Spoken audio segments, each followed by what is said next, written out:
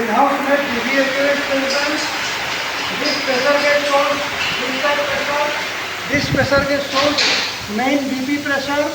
This is the circuitry which operates 4 numbers of dumb valves which are used in the whole circuit.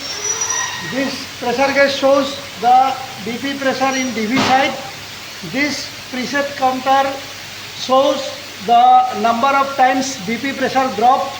This shows the brake cylinder pressure when BP pressure is dropped, and this shows the number of BC application. So now we are going to start the system. Here the counting starts.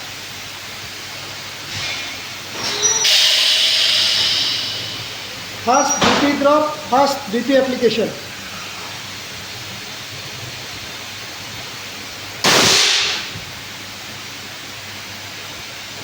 Second time BP has dropped, so 2, and the brake application twice.